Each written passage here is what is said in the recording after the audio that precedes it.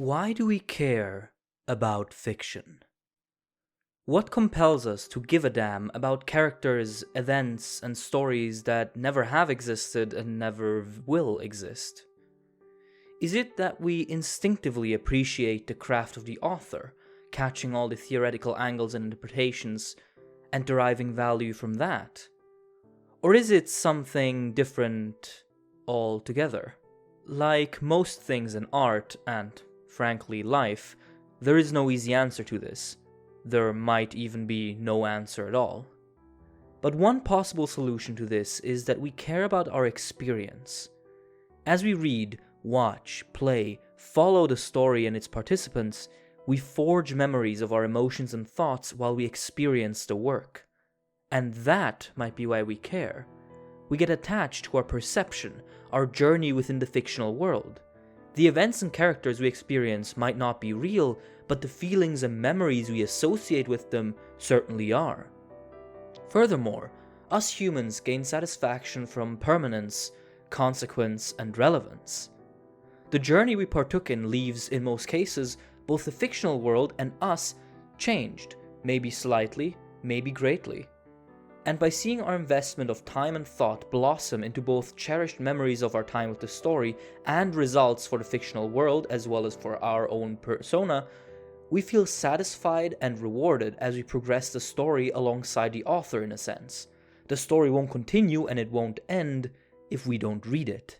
So, one possible answer is that we care about fiction because of the memories and experiences we make when engaging with it and the consequences our experience has both for our personal narrative and the fictional world. But what if an author understands this?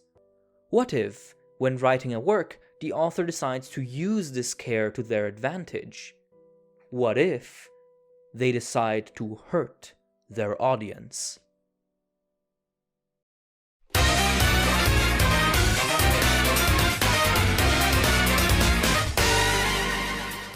In 2003, Jojo's Bizarre Adventure had already been running for 1.5 decades. Hirohiko Araki's hit manga had, at that point, already become an icon of shonen works and visited many different settings and characters, at the time going through the 6th part of the story, Stone Ocean, which followed the strong and feisty Jolene Kujo, daughter to the legendary and iconic Jotaro Kujo. Stone Ocean is, by all means and purposes, a fairly standard JoJo part. With the exception of the more female-focused cast, it doesn't differ much in idea and execution from Araki's other works and is, for the most part, an enjoyable ride full of what you'd expect from JoJo. However, it is also the final part of the original saga, as all subsequent stories would take place in an alternate universe. And Araki, eager to grow and evolve as a writer, was ready to go crazy. Thus, the reader base was not quite ready for what would happen to JoJo in March of 2003. The plot of Stone Ocean revolves around our merry gang of stand users trying to stop Enrico Pucci, priest and loyal follower to the late Dio Brando, who seeks to attain heaven in the name of his dear friend. To do this, Jolene and the gang fight their way through the usual assortment of minions and minor antagonists, all in pursuit of the priest and his mysterious goal.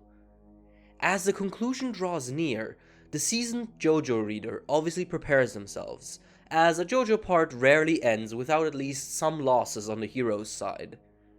However, as the story moves into the final battle and Pucci's plans become clear, things very quickly escalate to a massive degree. Pucci, just as Dio once did, desires to create a reality in which everyone already knows of their future and their destiny, thus being able to live free from any anxieties. That is what they call heaven. In order to achieve that goal, he evolves his stand into the nigh ungodly Made in Heaven, which accelerates the universe to a point of singularity which will reset and recreate it, transporting everyone from the old universe into the new one, now aware of their entire fate.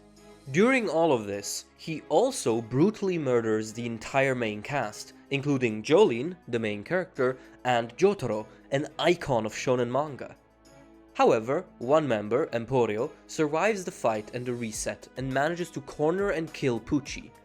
This causes the Heaven universe to collapse into itself, creating another universe where, once again, everyone alive is transported and those deceased changed into a slightly different version of themselves, this time however without knowing their fates. And so, as Emporio is surrounded by alternate versions of his friends, all unaware of who he is or what happened in this entire story, the part, and the original saga of Jojo, ends with a gentle rain and Emporio's tears. At first glance, this ending is already devastating. Characters we love die, the villain almost wins, and the only member of the team that remains the same ends the part in tears. But something about this cuts way deeper than your average bittersweet ending. Seeing our favorite characters get killed in Jojo is nothing new, as is the sting of it. However, not only are all of those killed technically revived in the end, but looking at that final page, with a spread of technically still living people, it just evokes a tremendous sense of genuine loss. Which makes even less sense once you consider that not only are all our heroes still alive, but they are also given new lives that are clearly better than the ones of the original universe. Jolene now has a healthy relationship with her family, Anasui is marrying her and seemingly not mentally ill, and Jotaro is probably not an emotionally absent trauma victim, since now he's actually present in his daughter's life. In short, our heroes end the story alive and much happier. So why does it hurt so much? It might have something to do with what we mentioned at the start. What we got attached to wasn't so much the characters and story itself, but the characters and story experienced through our own lens and the memories and feelings that evoked. Whatever we felt and thought while reading the events of Stone Ocean, all of that is taken from us as the events we associate with those feelings are ripped out of their fictional existence. Sure, without the events of Part 6, the ending wouldn't have happened, but within the ending it feels as if the story of Stone Ocean and Jojo in general was yoinked out of existence, because it was. As we also mentioned, we humans like for our actions to have a palpable result, even if it's only small, and that very much applies to fiction. This is why people are so iffy about "it was all just a dream" endings, and why canonicity is so hotly debated, even though it, all intents and purposes, doesn't really matter. We want the experiences we form with a piece of fiction to eventually lead to some sort of result within that fiction, be it happy or tragic, major or minuscule. And Araki seems very aware of this and chooses to challenge this notion. He decides to use this to hurt us. By having the universe be reset, Araki constructs a cruel trade. In order for the characters for this long, tragic tale to find any form of happiness, he makes us give up the usually natural result of our attachment and experiences. Only by us losing the narrative we experienced can the characters we followed come to a happy and content conclusion. It's the ultimate sacrifice, not the death of a character, but rather the death of a story. And for a story that has continuously been about the sacrifices necessary to avert the destructive twists of fate, it concluding with the story itself having to be sacrificed, a sacrifice not made by in-universe characters, but by us, the readers, in order to claw out a morsel of happiness, is incredibly fitting. This perspective also presents a secondary, even more meta reading of this ending. Just as Araki is aware of what we get attached to, he is also likely aware that we readers often chase results. It might say something larger about society and the human mind, but tendentially, we often assign value to things based on what their end purpose, what their final resulting state is. That is why we have such an obsession with endings in stories, why we often ask, what was the point of this? What is the point of doing this? What is this useful for? This is neither good or bad, it's simply a facet of our existence.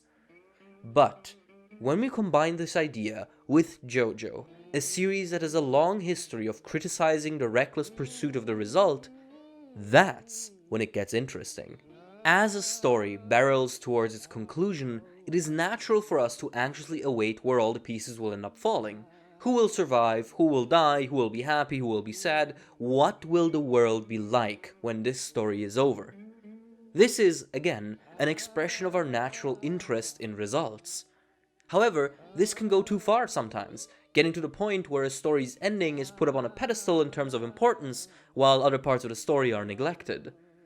Contrary to this runs Araki's fundamental philosophy of a story being like a journey or a musical composition, a sequence of things whose value lies in the simple process of experiencing them, without any destination or end goal to worry about. He, like every other author, obviously puts a lot of thought into his endings, but with Part 6, as the final part of Jojo's main story, he attempts something truly fascinating: to let us see the story and its value through his eyes.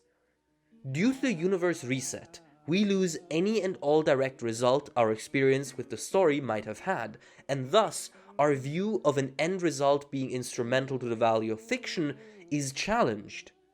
If we stick by that, that makes Stone Ocean and the entirety of Jojo worthless as a piece of fiction. And if we escalate this thought to its logical extreme, any piece of fiction will be worthless, as it doesn't contribute anything materially or realistically relevant and useful within the real world. But that, as well, is obviously and clearly a wrong way to see it.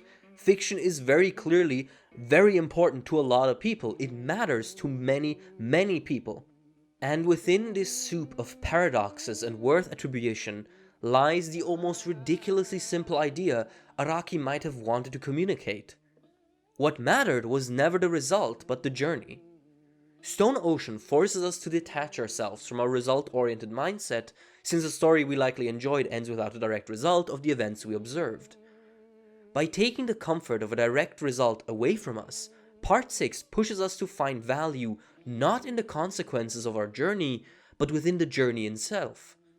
Jonathan's sacrifice, Jotaro's loss, Josuke's great days, Giorno's golden ascension, all of these do not suddenly lose value because the fictional universe was reset. The original timeline collapsing in of itself might erase the in-universe events, but it can't erase our feelings and memories towards them. Every story ends, every fictional tale ceases to exist once we close the final chapter, but it can continue to exist by reverberating within us. By forcing the ultimate loss upon the reader, this realization can be gained. Emporio's cry at the end can be read as a symbol to the reader.